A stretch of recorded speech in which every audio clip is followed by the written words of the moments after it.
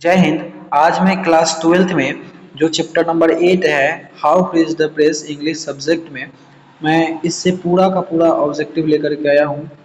तो इसमें जितने भी ऑब्जेक्टिव है उन सबको आप लोग याद कर लीजिएगा, बहुत ही ज़्यादा इम्पोर्टेंट है। प्रीवियस ईयर में पूछा भी गया है और आगे भी नेक्स्ट ईयर में पूछा जाएगा।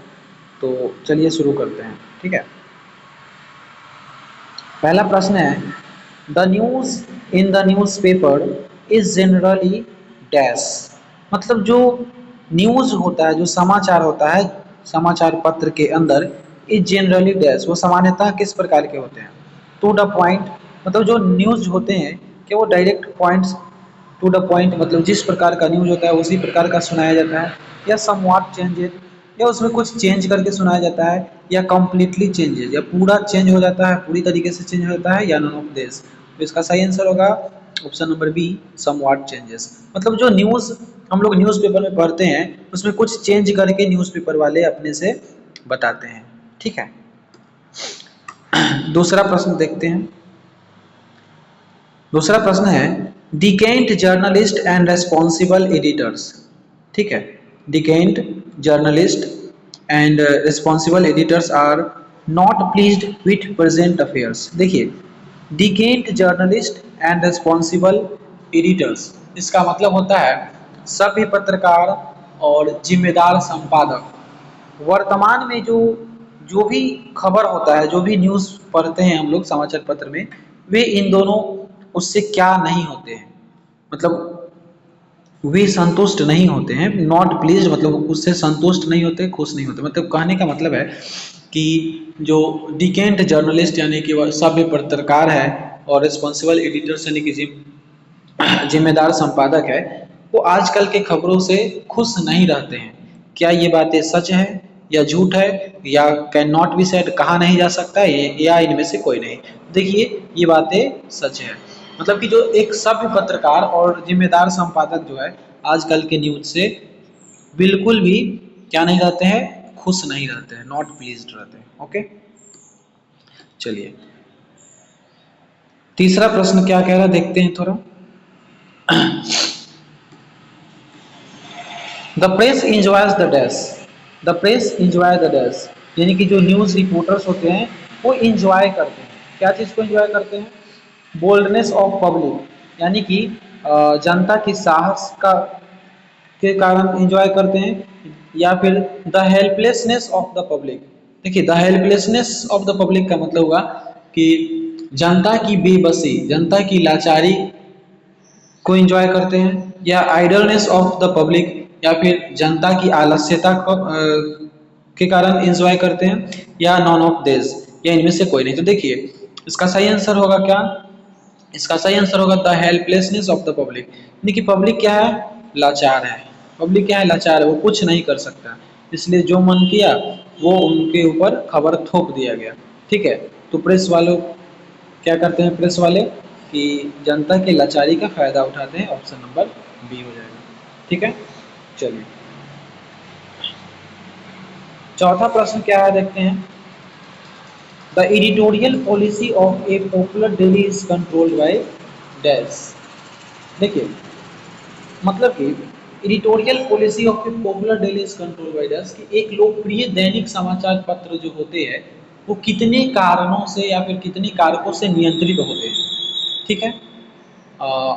टू चीफ फैक्टर्स, दो कारकों से, थ्री चीफ फैक्टर्स या तीन मुख्य कारकों से, फोर चीफ फैक्टर्स या चार मुख्य कारकों से, या इनमें से कोई नहीं। इसका सही आंसर होगा option number A, two chief factors, यानी कि एक लोकप्रिय दैनिक समाचार पत्र जो होते हैं वो दो मुख्य कारकों द्वारा नियंत्रित किए जाते हैं, ठीक है। चलिए पांचवा प्रश्न देखते हैं। पांचवा प्रश्न लिखा हुआ है, no widely circulated newspaper dares policy due to vested interest of support a public dash।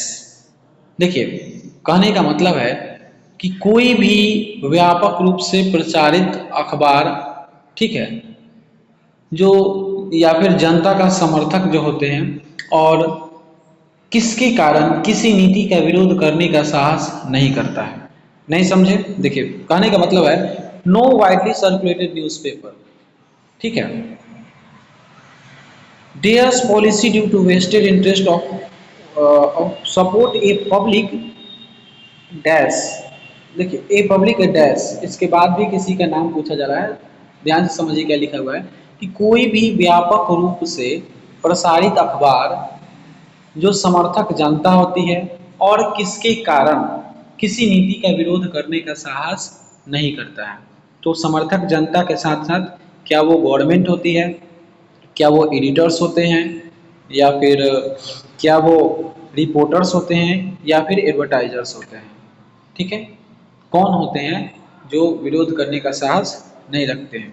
ठीक है, तो इसका सही आंसर क्या हो जाएगा, इसका सही आंसर हो जाएगा हमारा advertisers, option number D. Option number D, advertisers होते हैं। ठीक है, चलिए अगला प्रश्न है, a big circulation spells bankruptcy if the paper has to depend on dash.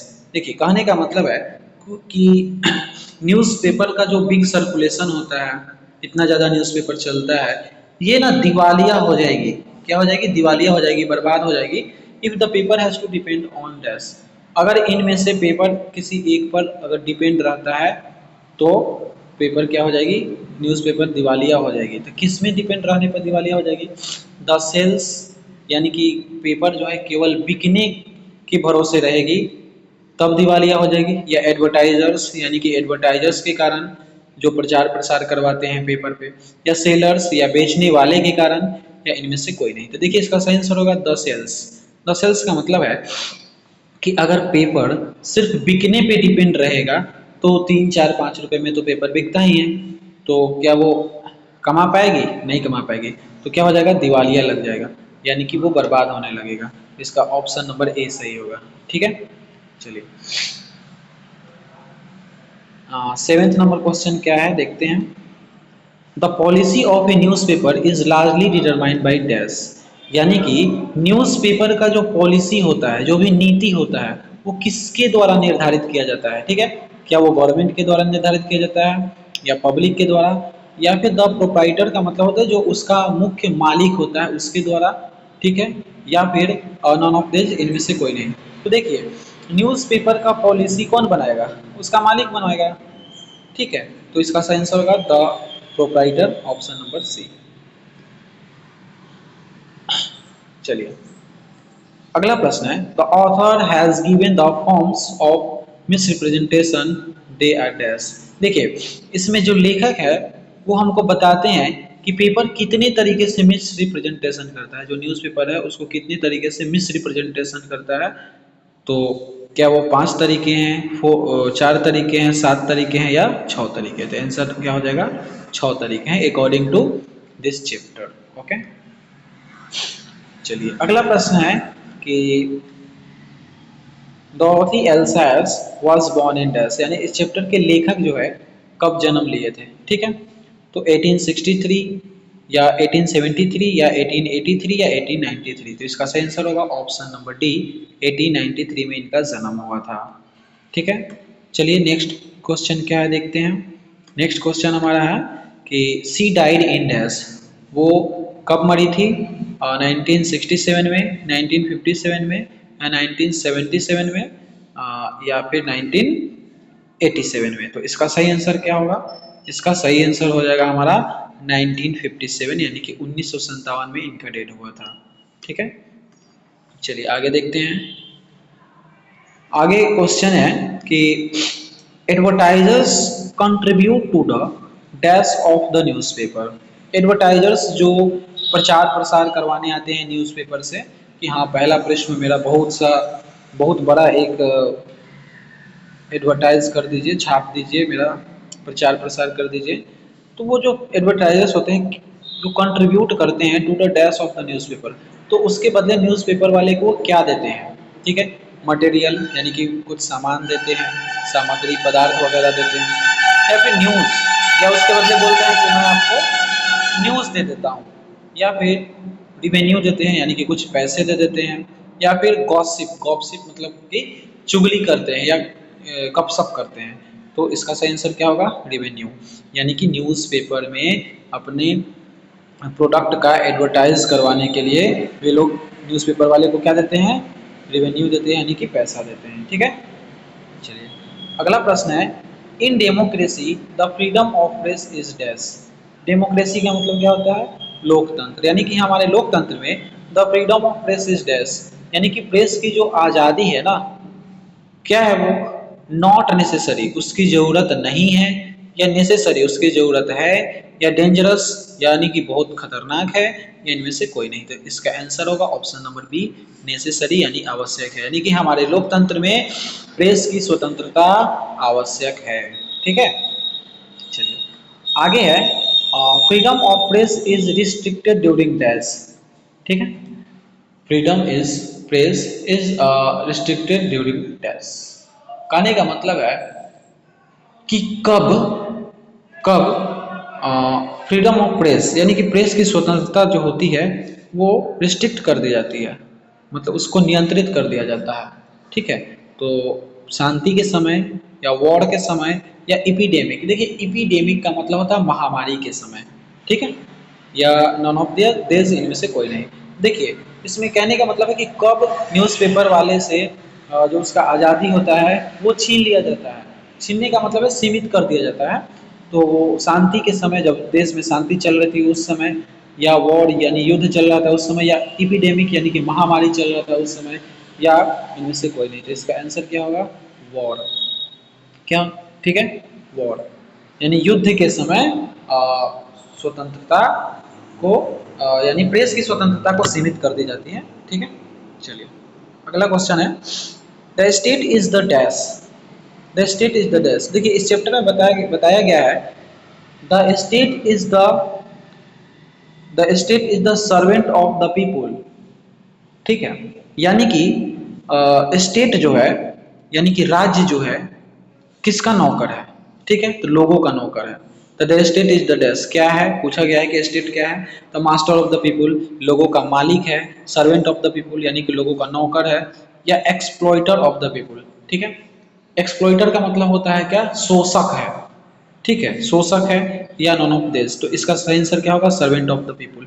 यानी कि स्टेट जो है, जो स्टेट जो है वो लोगों का नौकर है, यानी लोगों जनता की नौकर की तरह स्टेट काम करता है। ठीक है, अगला प्रश्न है 15 number, the heaviest restrictions upon the freedom of public opinion is dash.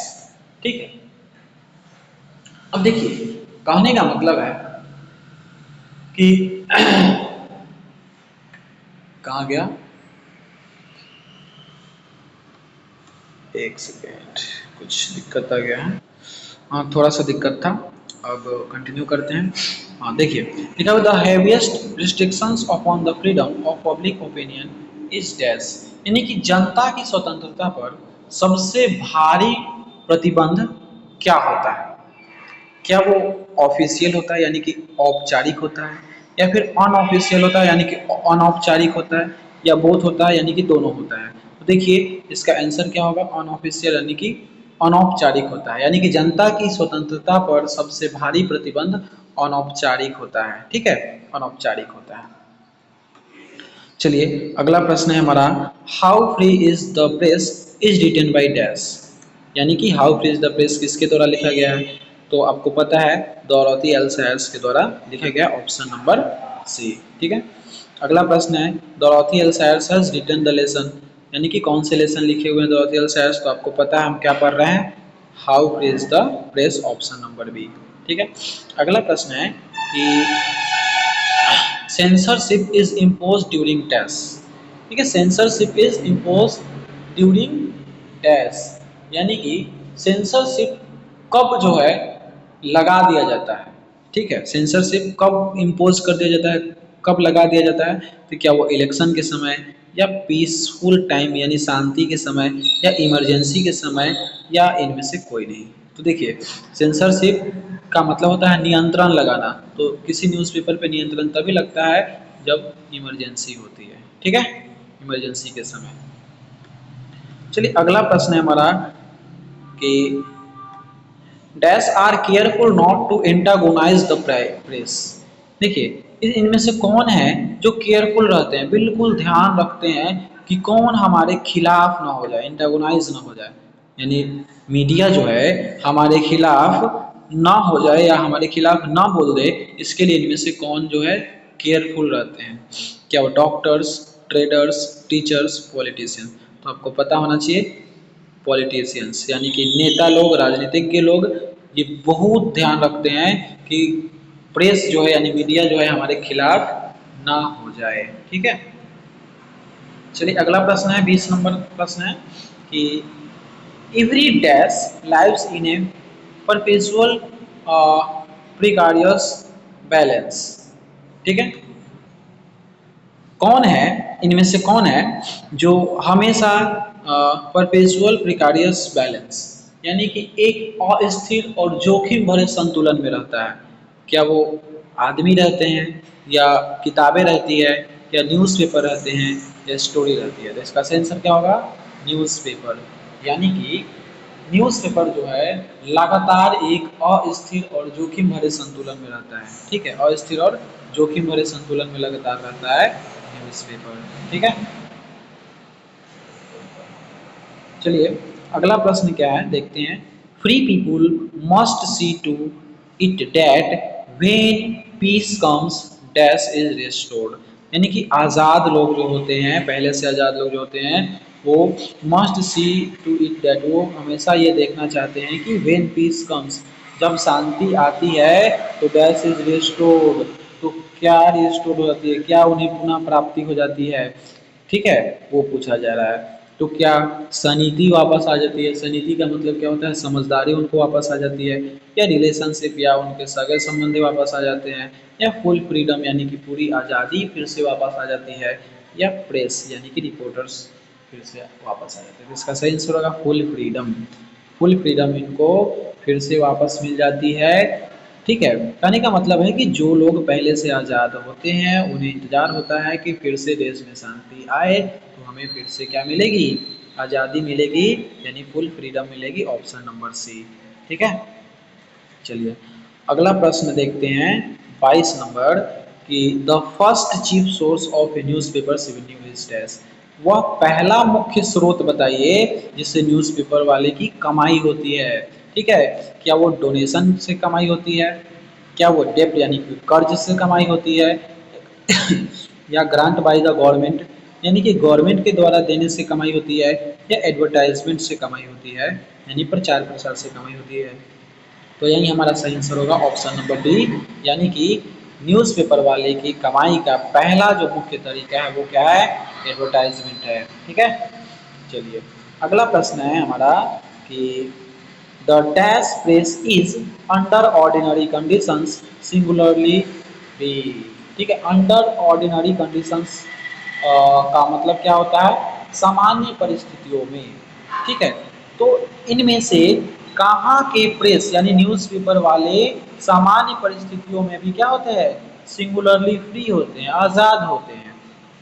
तो क्या वो यूरोपियन होते हैं, ब्रिटिश होते हैं, इंडियन होते हैं, या चाइनीज होते हैं? तो according to this chapter British होते हैं, यानी British press under ordinary condition में भी फ्री रहते हैं, आज़ाद रहते हैं। ठीक है, चलिए 24th क्वेश्चन है the second chief source of A news papers revenue is dash. अब हमको बताना है कि वह दूसरा मुख्य स्रोत जिससे न्यूज़पेपर वाले की कमाई होती है। पहला तो एडवर्टाइजमेंट था, तो दूसरा पूछा जा रहा है तो दूसरा में क्या वो कर्ज से कमाई होती है, या डोनेशन से कमाई होती है, या फिर द वेल्थ ऑफ ऑनर यानी कि उस न्यूज़पेपर के जो कंपनी के मालिक है वो धनी मनी होते हैं तो उनके कारण कमाई होती है, या ग्रांट बाय द गवर्नमेंट यानी कि गवर्नमेंट के कारण, गवर्नमेंट के देने के कारण कमाई होती है? तो देखिए दूसरा क्या होगा? The wealth of the owner. ये डिपेंड करता है कि उस न्यूज़पेपर का मालिक कितना धनी है। ठीक है, तो दूसरा कमाई उसके मालिक के ऊपर डिपेंड करता है। ठीक है, चलिए 25 नंबर क्वेश्चन क्या कह रहा है कि द डैश कैन मेक और ब्रेक रेपुटेशन। यानी कि इनमें से कौन है जो कैन मेक और ब्रेक यानी बना भी सकते हैं और तोड़ भी सकते हैं रेपुटेशन को? यानी इनमें से कौन है जो रेपुटेशन को बना भी सकते हैं और तोड़ भी सकते हैं? तो क्या वो टीचर है, क्या वो प्रेस है, क्या वो मैन है, या नन ऑफ दिस? तो कौन है? प्रेस यानी कि न्यूज़पेपर वाले हैं, क्योंकि इनका प्रभाव ज़्यादा पड़ता है समाज पर, ठीक है। इसलिए ये रेपुटेशन को बना भी सकते हैं या तोड़ भी सकते हैं, ठीक है। चलिए अगला प्रश्न है हमारा, the editorial policy of A popular daily is control by dash chief factors. कहने का मतलब है कि एडिटोरियल पॉलिसी यानी कि न्यूज़पेपर के रिवेन्यू का जो भी कमाई का जो भी तरीका होता है वो कितने मुख्य तरीकों से होता है वो पूछा जा रहा है। तो हम लोग देख चुके हैं, दो मुख्य तरीका होता है, ठीक है। दो मुख्य तरीका होता है, ऑप्शन नंबर बी हो जाएगा इसका। दो मुख्य तरीका से न्यूज़पेपर वाले की कमाई होती है, ठीक है। चलिए अगला प्रश्न है, when we speak of the freedom of the press we usually mean freedom in a test sense. जब हम प्रेस की स्वतंत्रता के बारे में बात करते हैं तो इसका यूजुअली क्या मतलब होता है कि किस टाइप का स्वतंत्रता, क्या ब्रॉड मतलब चौड़ा स्वतंत्रता, बड़ा स्वतंत्रता, या लीगल स्वतंत्रता, या टेक्निकल रूप से स्वतंत्रता, या सोशल यानी कि सामाजिक स्वतंत्रता। तो देखिए टेक्निकल रूप से स्वतंत्रता का इस चैप्टर में बात किया गया है, ऑप्शन नंबर सी इसका सही आंसर हो जाएगा, ठीक है। चलिए आज इस चैप्टर का ये लास्ट प्रश्न है। तो ये प्रश्न क्या बोल रहा है कि when is censorship imposed in press on a country like Britain, यानी कि ब्रिटेन जैसे देशों में सेंसरशिप जो है यानी कि नियंत्रण जो है सरकार द्वारा किस पर, न्यूज़पेपर पे यानी प्रेस पर कब लगाया जाता है, ठीक है। यानी कि ब्रिटेन जैसे देशों में नियंत्रण सरकार द्वारा न्यूज़पेपर पर कब लगाया जाता है, ड्यूरिंग फ्लूड यानी कि बाढ़ के समय, ड्यूरिंग इमरजेंसी यानी कि आपातकालीन के समय, ड्यूरिंग इलेक्शन यानी कि चुनाव के समय, या ड्यूरिंग डिजास्टर्स यानी कि महामारी के समय। तो इसका सही आंसर होगा ऑप्शन नंबर डी, महामारी के समय, ठीक है।